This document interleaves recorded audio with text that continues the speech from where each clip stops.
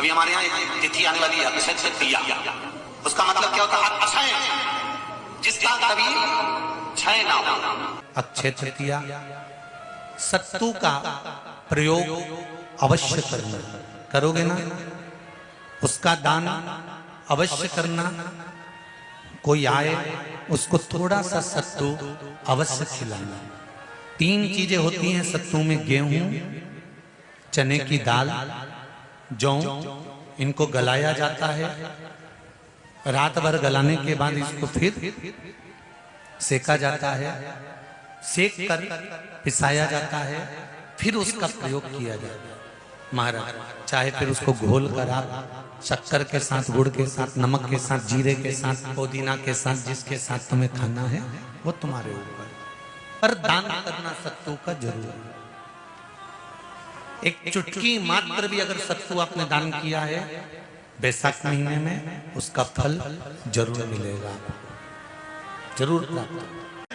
तुमने जो सत्तू दान करा है, बैसाख महीने में तुमने जो पानी पिलाया है, बैसाख महीने में तुमने जो सत्तू का दान करा है, बैसाख महीने में जो सत्तू तुमने किसी को खिलाया है, बैसाख महीने में सत्तू का लड्डू का भोग भगवान को लगाया है, वो सत्तू का एक एक कण तुम्हें 47वें दिन बेतरनी तरने के समय पर सामने आएगा और तुम्हें पार ले जाकर जाएगा। वो सत्तू का एक पकवान बनता है शंकर जी का।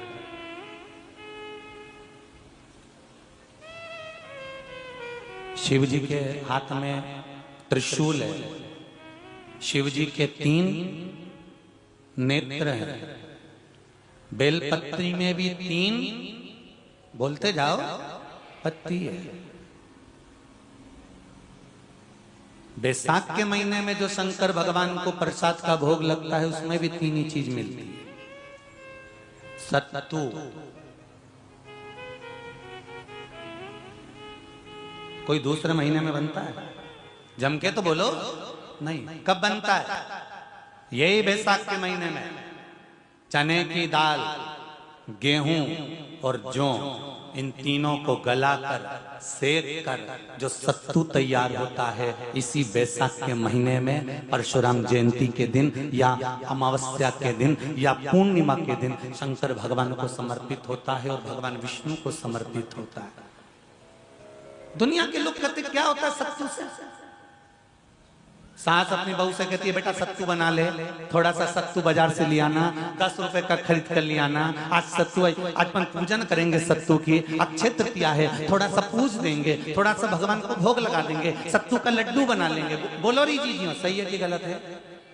बाजार में भी सत्तू मिलता है, तो बच्चे कहते हैं, बहुएं कहती हैं कौन खाएगा, काय को ला रहे हो, सत्तू का क्या काम है? पर शिव महापुराण की कथा कहती है, स्कंद पुराण की कथा कहती है, जिस समय पर बैसाख के महीने की सुंदर अमावस्या का दिन था, उस दिन माता पार्वती शंकर भगवान के लिए जब पकवान बनाने के लिए बैठी, कुछ नहीं मिला, तब माता पार्वती ने 3 अनाज को लिया, एक चना, दूसरा गेहूं और तीसरा जो, इन तीनों को भींग रहे थे उसको लेकर आए गंगा जी में से, उसको सेक कर माता ने अंगीठी पर और उसका जो सत्तू बनाकर शिव को दिया। शंकर भगवान ने कह दिया, सुन पार्वती, ये सत्तू नहीं, ये मेरी औषधि है। बैसाख के महीने में जो खाएगा वो जिंदगी भर रोएगा नहीं, शरीर से स्वस्थ होगा। अब उसको लोगों ने हंसी खेल में ले लिया, सत्तू का क्या काम, मम्मी हम नहीं खाएंगे, बड़ा पूरा। शिव जी का एक एक चीज,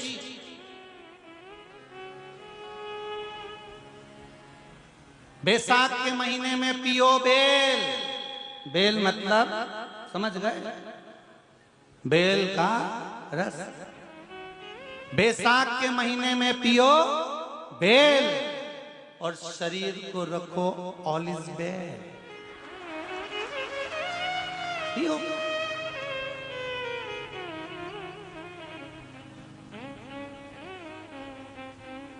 शरीर बेकार नहीं होगा, शरीर बेकार नहीं हो सकता। अब शिव आराधना तो करो। हाँ, जिंदगी की मोड़ पर शंकर परीक्षा बहुत लेते हैं, बहुत परीक्षा। एक थाली में से पानी नीचे बहता है, समझ लेना जरा अच्छे से हो।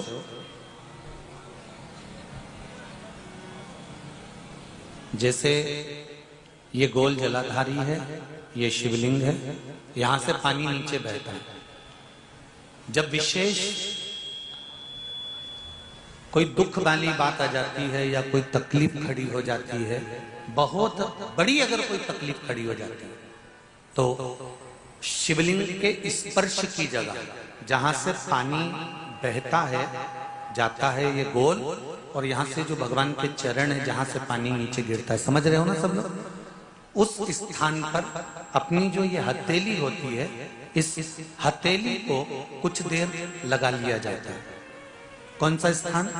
जहां से शिवलिंग पर जल चढ़ा, ये जलाधारी में गोल घूमा, घूम के जहां चरण से नीचे जाता है, वहां कुछ देर के लिए इस हथेली को लगा लिया जाता है। अपनी हाथ की, सीधे हाथ की हथेली को लगाया जाता है। और देवाधिदेव महादेव का या तो पंचाक्षर मंत्र या षडाक्षर मंत्र या श्री शिवाय नमस्तुभ्यं, इस मंत्र का या महामृत्युंजय मंत्र का स्मरण कर लिया जाता है।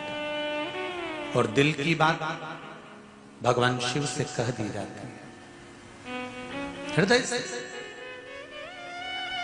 कहकर 2 दिन, ज्यादा से ज्यादा 3 दिन, ज्यादा से ज्यादा 5 दिन, बस 6ठे दिन की जरूरत नहीं पड़ेगी, बाबा रास्ता खोल देगा और कार्य सफल कर देगा। दिल की बात कहो शिव से, हृदय की बात जब बाबा से कहोगे तो बाबा सुनेगा, निश्चित है सुनेगा।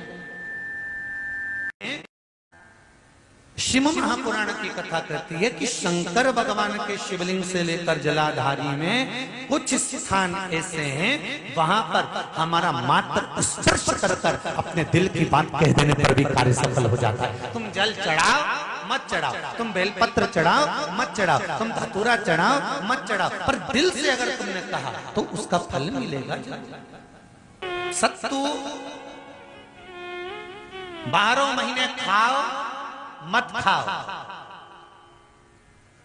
कौन सा महीना? बैसाख के महीने में सत्तू जरूर खाओ। और सत्तू चाइना से नहीं आएगा, इंडिया में ही बनेगा और बना रहा है भारत में ही।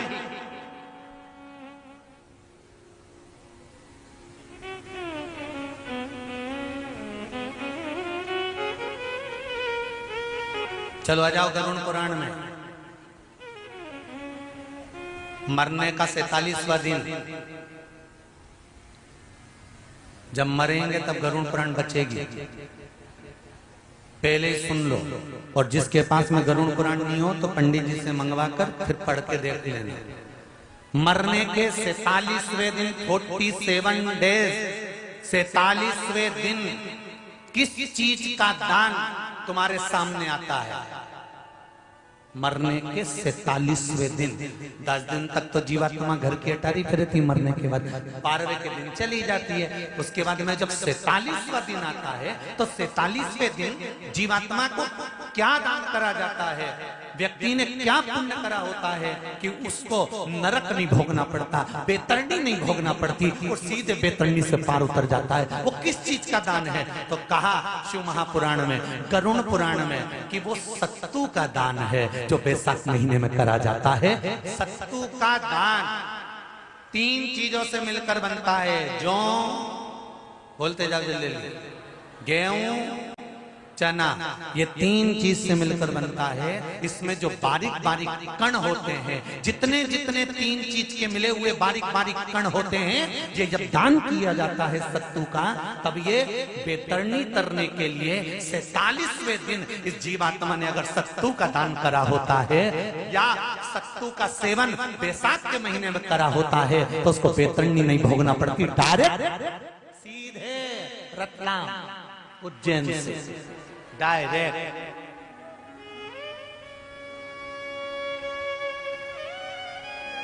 किस किस के यहां बनता है सत्तू?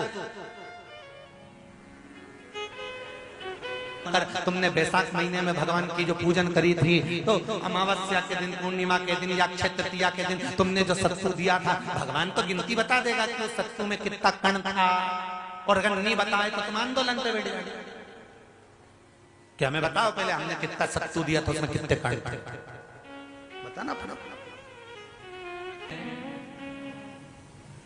रतलाम की शिव महापुराण की कथा को सुनकर उज्जैन के कई मंदिरों में अमावस्या को, बैसाख की अमावस्या को जहां जहां अन्न क्षेत्र चलते थे, उन अन्न क्षेत्र वाली जगह पर उज्जैन की कई माताएं सत्तू पन्नी में बनाकर बेच रही हैं, और वो सत्तू उज्जैन के कई अन्न क्षेत्र में जा रहा है। जो अमावस्या के दिन अन्न क्षेत्र में भंडारे होते थे, अमावस्या के दिन वो अन्न क्षेत्र के भंडारे सत्तू के होंगे।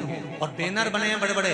मैं टीवी चैनल वालों को कहूंगा कि जो बैनर भेजे हैं, समिति के पास आए हैं, वो चैनल पर दिखाएं कि कितने बड़े बड़े बैनर लोगों ने बनवाए हैं। कि अब की बार जो बैसाख महीने में अमावस्या के दिन अन्न क्षेत्र के भंडारे होंगे, उसमें सत्तू ही बांटा जाएगा। इसको कहते हैं आत्मनिर्भर भारत।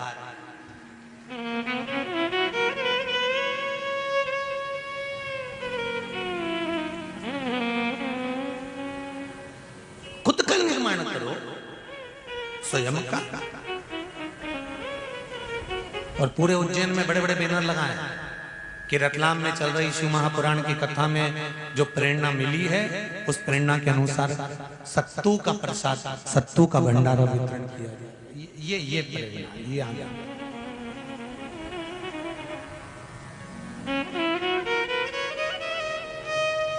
आने वाली पीढ़ी सत्तू को छूना पसंद नहीं करेगी। इसलिए मेरी जीजियों से निवेदन है, चने की दाल गलाओ, गेहूं गलाओ, जौ गलाओ। किसको आता है बनाना? आता है आप लोगों को? इनको गलाकर निकाल कर फिर उसको धीरे धीरे धीमी आंच में, बोलती जाओ जरा, सेको, उतई सेको, जितना सब लोग खा ले और प्रसाद में भी वितरण हो। फिर उसको पिसवा लो, फिर भगवान को भोग भी लगाओ। और जो मेहमान तुम्हारे यहाँ आए बैसाख महीने में, भले वो नहीं खाए तो आधी चम्मच दो, घोल के गुड़ से, शक्कर से, दिल से लो साहब। हमने रतलाम की कथा सुनी है। अब तो जो मेहमान आएगा बैसाख का महीना में, सत्तू जरूर खिलाएंगे, चाहे कुछ भी हो जाए। खाओ तो जरा आधा चम्मच खाओ। ये सत्तू कहाँ काम आएगा? जम के बोलो जरा। मरने के 47वें दिन जब बैतरणी नदी को पार करना होगा, तब घाट पर अपन सब मिलेंगे रतलाम वाले वहीं पे। मई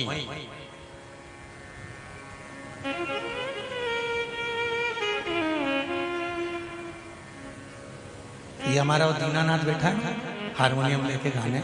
इससे जब जब पूछो ना कि दीनानाथ तू मरेगा तो कहाँ जाएगा, बैकुंठ की नरक?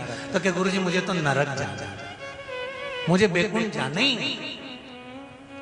तो क्या बैकुंठ क्यों नहीं जाना? तो क्या बैकुंठ में जाके क्या करेंगे? वहां तो सब वीआईपी लोग मिलेंगे, अपना अपना कमरा छोड़ के ही नहीं आएंगे। नरक में ढेर सारे मिलेंगे तो मेरा भजन तो सुनेंगे। वही 47वें दिन तुमने जो सत्तू दान करा है, बैसाख महीने में तुमने जो पानी पिलाया है, बैसाख महीने में तुमने जो सत्तू का दान करा है, बैसाख महीने में जो सत्तू तुमने किसी को खिलाया है, बैसाख महीने में सत्तू का लड्डू का भोग भगवान को लगाया है, वो सत्तू का एक एक कण तुम्हें 47वें दिन बैतरणी तरने के समय पर सामने आएगा और तुम्हें पार ले जाकर जाएगा। वो सत्तू का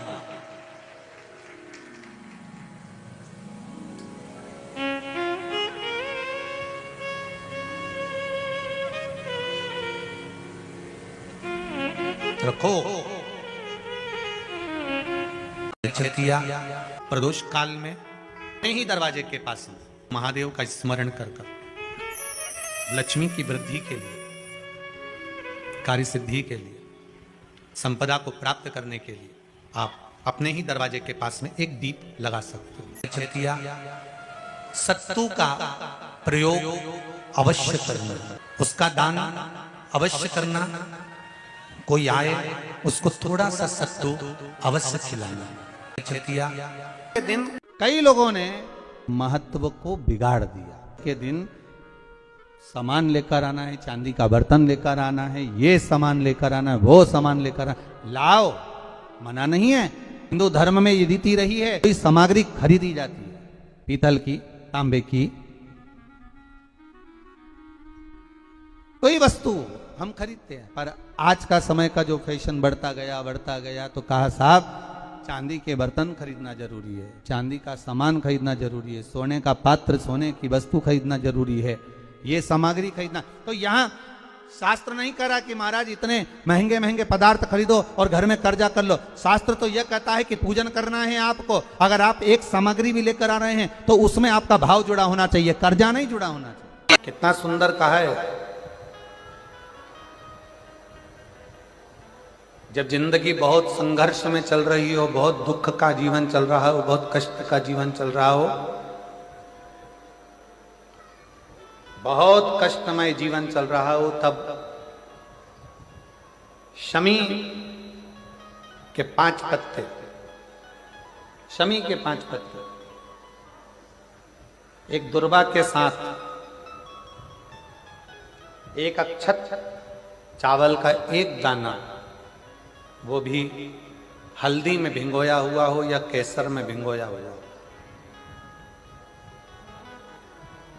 शमी पत्र 5, एक दुर्वा, एक चावल का दाना, जो दिल से, हृदय से बेलपत्री के वृक्ष के नीचे पार्थिव लिंग का निर्माण कर कर मट्टी का शिवलिंग बनाकर प्रदोष काल में, मतलब शाम के समय पर शिवलिंग बनाकर उस पे जल चढ़ाकर, जो ये 5 शमी का पत्र, एक दुर्वा और एक चावल का दाना, अपनी कामना कर कर, जो दुख चल रहा है बाबा से विनय कर कर एक एक पत्ता जब समर्पित कर दे, फिर एक दुर्वा समर्पित कर दे, फिर एक चावल का दाना समर्पित कर दे और बाबा का वहीं पर पुनः विसर्जन कर दे, 3 महीना तो जाने दो, 15 दिन के अंदर वो दुख कटता जरूर है। चाहे कोई भी दुख, किसी भी तरह का दुख क्यों नहीं। एक बेलपत्र के वृक्ष की परिक्रमा करने वाले को हजारों अश्वमेघ यज्ञ का फल प्राप्त हो जाता है, हजारों अश्वमेघ यज्ञ का फल प्राप्त हो जाता है। उसी तरह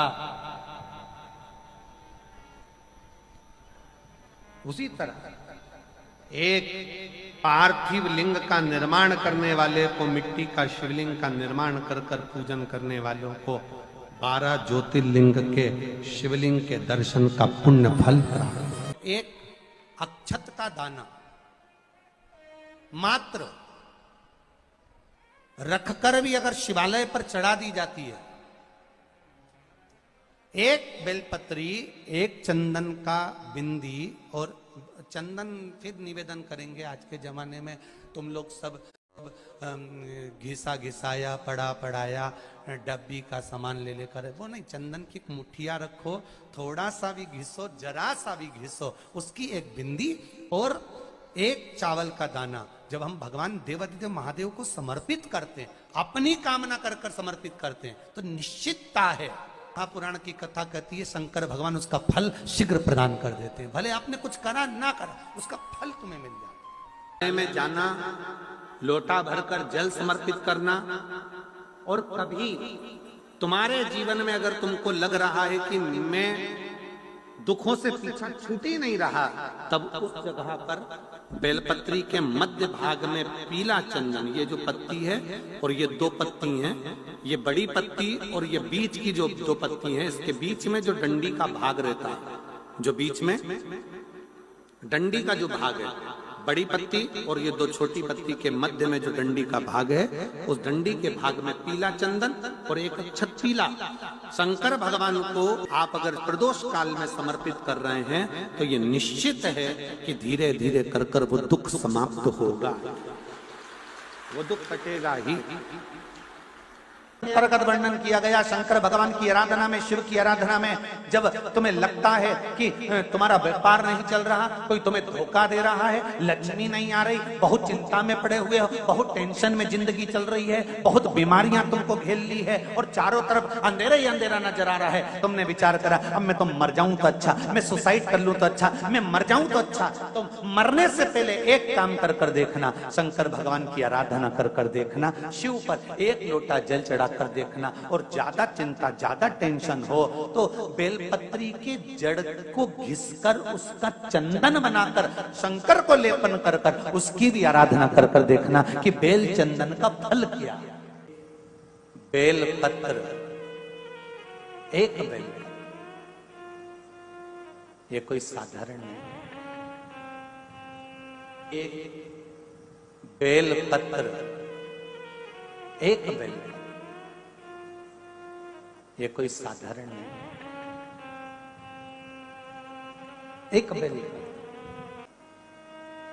इसकी नीचे की डंडी से लेकर ये दो पत्तियां जहां लगी हैं और दो पत्ती से लेकर ये बीच की जो पत्ती है उसमें जो गैप है, उसमें जो जगह है, दिख रही है आपको? ये दो पत्ती से लेकर बीच की पत्ती के बीच में जो जगह खाली रहती है, 33 कोटि देवी देवताओं विराजमान रहते हैं इस